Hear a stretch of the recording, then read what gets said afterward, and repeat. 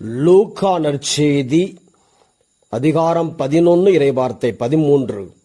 தீயோர்களாகிய நீங்களே உங்கள் பிள்ளைகளுக்கு நற்கொடைகள் அளிக்க அறிந்திருக்கிறீர்கள்.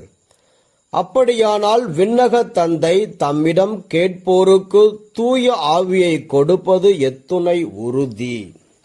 இறையேசுவில் அன்புமிக்க சகோதர சகோதரிகளே, நாம் கடவுளிடம் உலக பிரகாரமான ஆசீர்வாதங்களை கேட்கிறோம்.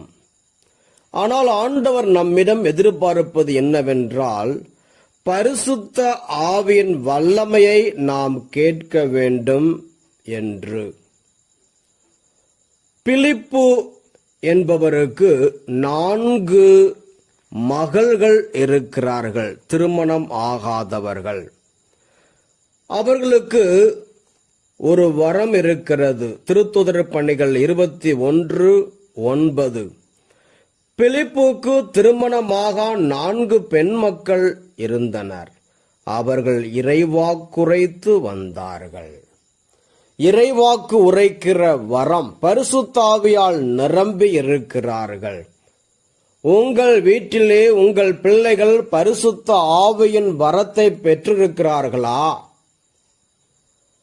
பரிசுத்த ஆவியை பெறுவதற்கு சொல்லிக் கொடுக்கின்றீர்களா? எல்லாவற்றுக்கும் மேலாக படிப்பு, பணம், செல்வம், சொத்து எல்லாவற்றுக்கும் மேலாக பரிசுத்த ஆவியின் வல்லமையை நாம் பெற்று வாழ வேண்டும் என்பதே. திருப்பாடல் 51:10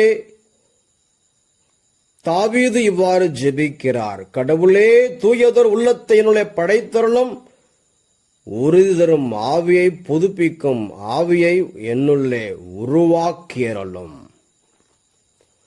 2 கொரிந்தியர் 3:17 ஆவியானவர் எங்கு உண்டோ அங்கு விடுதலை உண்டு. லூக்கா 12:12 பரிசுத்த ஆவியானவர் உங்களுக்கு கற்றுத்தருவார் என்ன பேச வேண்டும், எங்கு செல்ல வேண்டும் என்பதை. ரோமையர் 8:14 பரிசுத்த ஆவியால் வழிநடத்தப்படுகிறவர்கள் கடவுளின் பிள்ளைகள். லூக்கா 4:18 ஆண்டவருடைய ஆவி என்மேல் உள்ளது.